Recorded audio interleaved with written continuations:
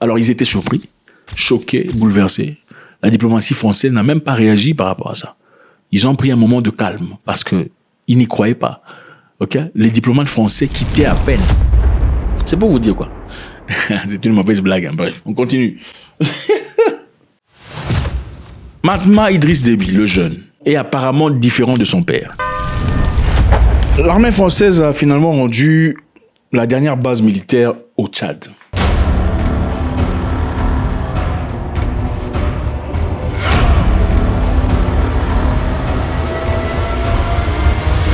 À N'Djamena, ça y est, c'est bon, les Français sont partis pour toujours. En tout cas, jusque-là, vous savez, la diplomatie est différente, compliquée, je voulais dire. Ça part et puis ça revient. Espérons que, voilà, pour le bien des Tchadiens, ça se fera comme ça se doit.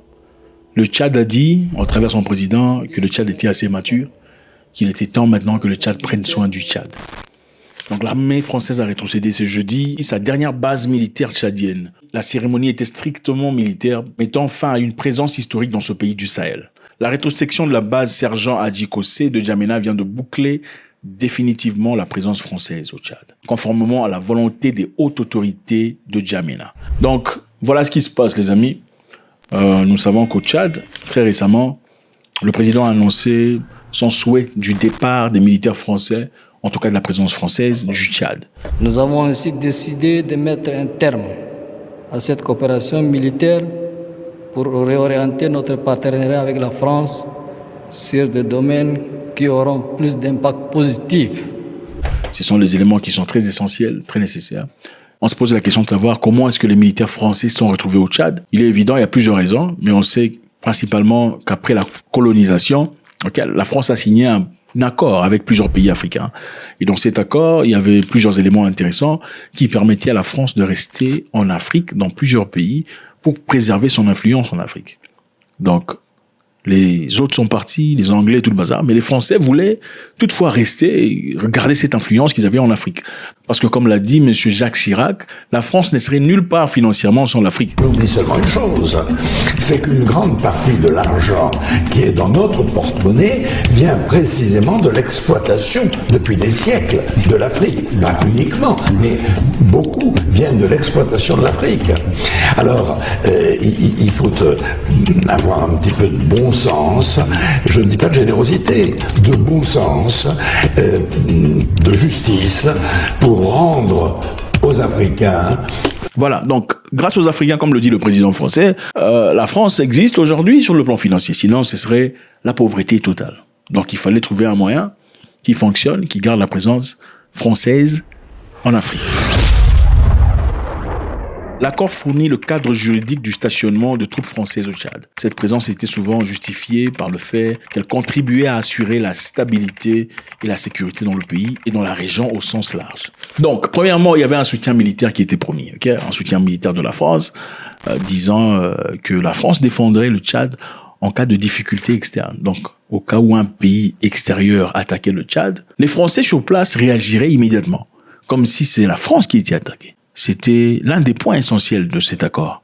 Il y avait aussi l'entraînement, c'est-à-dire des entraînements ensemble qui étaient prévus entre les forces françaises et les forces tchadiennes. Mais à travers cela, un transfert de connaissances, transfert de technologies qui était apparemment très intéressant pour ce moment-là. Il y avait des exercices conjoints. L'accord a probablement facilité des forces françaises et tchadiennes pendant la durée de cette histoire.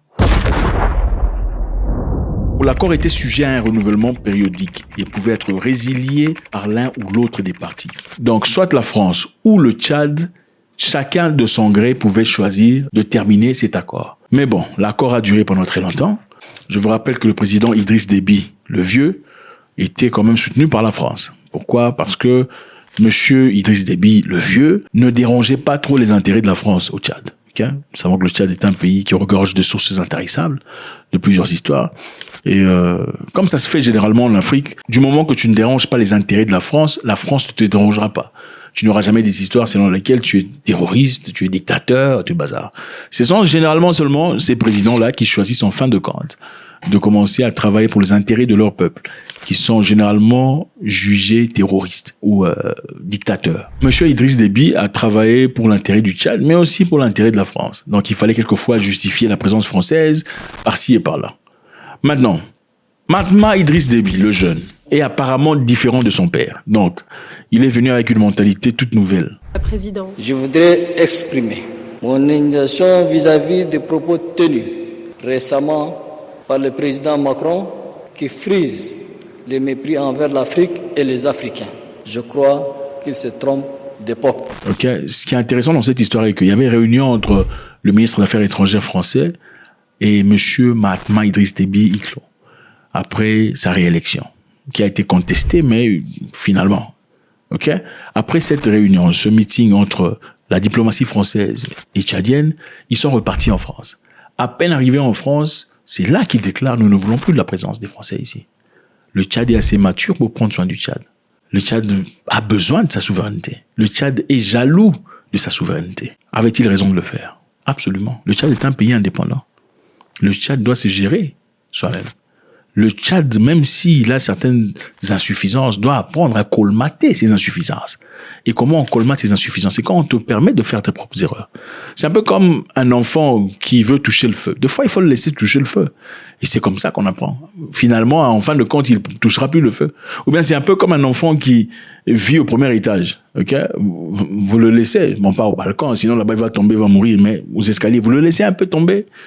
Okay, il faut laisser l'enfant tomber pour que l'enfant comprenne que finalement, que maman ou papa ne soit pas là, je n'irai pas là-bas parce que j'ai compris de mes propres efforts, j'ai compris de ma propre expérience. Alors, monsieur Idriss Déby a dit que la France parte. Alors, ils étaient surpris, choqués, bouleversés. La diplomatie française n'a même pas réagi par rapport à ça. Ils ont pris un moment de calme parce que ils n'y croyaient pas. Okay? Les diplomates français quittaient à peine. Jean-Noël Barrot quittait à peine le Tchad, rentrant en France. Quand il a appris cette nouvelle, c'était un choc. C'était pour eux comme un coup de couteau dans le dos. Mais c'était pas un coup de couteau dans le dos, c'est un des jeux qu'ils font. Enfin, bref, il y a beaucoup de présidents africains qui ont été sortis du pouvoir par la France. Pourtant, ils parlaient très bien avec eux, n'est-ce pas? Donc, finalement, on a remis cette base militaire au Tchad. Et c'est fini. Quelques temps plus tard, il y avait une situation au Tchad où certaines personnes sont parties au palais. Enfin, l'information n'était pas tout à fait claire. Il y a eu des gens qui disaient que c'était des terroristes envoyés par la France pour aller finir le président. D'autres personnes ont dit que c'était des ouvriers qui étaient perdus, qui, comme par hasard, se sont retrouvés devant le palais du président. Ce qui est important de comprendre ici, c'est pourquoi on a demandé à la France de quitter. Il y a beaucoup d'éléments importants à retenir. Mais parmi ça, il y a eu une situation où le Tchad était attaqué par des terroristes. C'était autour du lac Tchad. Il y a beaucoup de terroristes qui attaquent le Tchad. Il y a principalement Boko Haram et ASAS West Africa. Boko Haram, généralement, viennent du Nigeria, et ASAS Africa, qui se présentent de temps à autre pour faire des choses complètement macabres. Alors, il y a eu attaque autour de lac Tchad, ok? Et cette attaque, malheureusement, a pris la vie de beaucoup de militaires tchadiens. Et pendant cette attaque, les terroristes, les militaires français stationnés au Tchad, qui sont censés travailler avec les Tchadiens, d'après le décret signé, c'est-à-dire réagir de manière brutale et létale au cas où il y aurait quelconque attaque venant de l'extérieur contre le Tchad ou intérieur. Qu'est-ce qu'ils ont décidé de faire? Ils ont dit non, nous ne sommes pas disponibles. Non, on ne va pas aller combattre. Pourquoi le Tchad est seul sur le terrain? C'est ça la question. Et pourquoi ces populations qui sont des réfugiés, des déplacés, n'ont pas reçu un accompagnement de la communauté internationale, surtout les humanitaires? Personne ne peut accepter à ce qu'à chaque fois qu'il y ait des attaques, et que ce sont nos leurs qui tombent, ce sont nos forces de défense et de sécurité qui tombent, qu'on les enterre.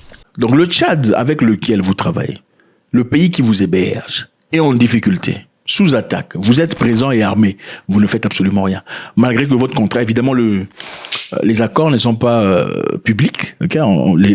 Voilà, on ne sait pas exactement tout à fait ce qui est écrit, mais on sait ce qui est principalement situé dans cette histoire. L'obligation, en tout cas, d'après les notes de la force française au Tchad, est de réagir en cas de difficultés telles que ça. Alors la question se pose, même la population qui voit. Qui voudrait dans sa maison d'une personne complètement inutile? Mais finalement, une personne qui mange, qui va aux toilettes, qui quelquefois, voilà, les enfants veulent partir aux toilettes, lui il est coincé dans la toilette. Non, personne ne voudrait de ça. Qui voudrait d'une personne qui, de fois, veut aussi la télécommande, mais il n'apporte rien, il ne paye pas les factures, il ne contribue même pas avec le pain, même pas avec du beurre, il lave même pas les assiettes, parce qu'il est, monsieur, je ne peux pas faire ce genre d'histoire. Personne ne voudrait de ça. Ce sont parmi plusieurs histoires qui ont contribué au fait que le président tchadien ait décidé de renvoyer les Français, qui d'ailleurs à un moment donné commençait à soutenir celui qui était l'opposant du président. Donc à un moment donné, on se dit bon, écoute, voilà, partez, on va soutenir ça. Mais je pense qu'il y a un point très essentiel. On ne peut pas atteindre certains niveaux de la vie sans avoir un soutien, soit spirituel ou moral. Ce n'est pas possible. Il y a des niveaux dans la vie, ok?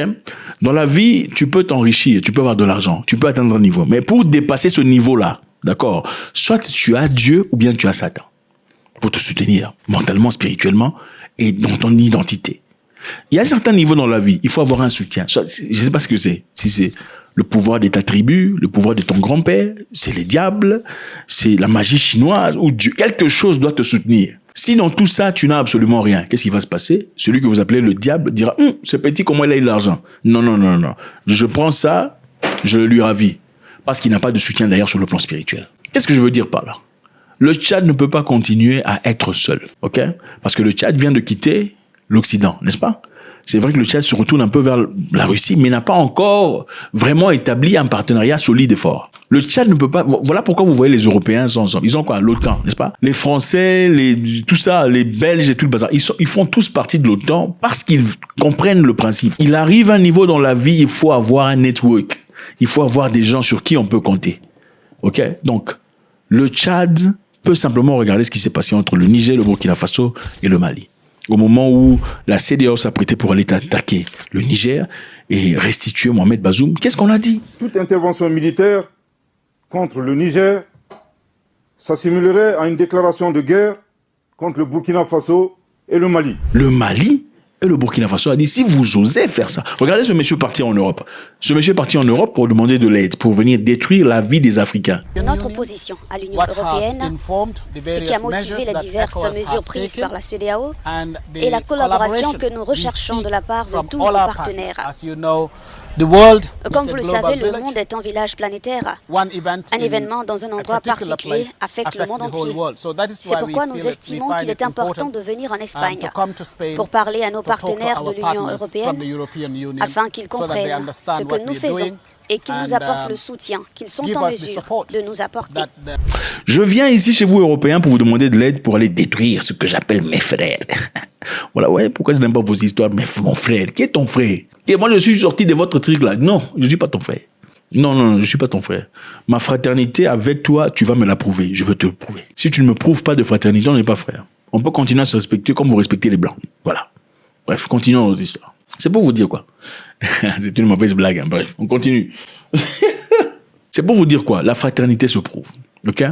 Le Mali et le Burkina Faso ont dit, si vous osez venir ici, vous êtes en train de déclarer la guerre contre le Mali et le Burkina Faso. Et c'est comme ça qu'ils ont arrêté.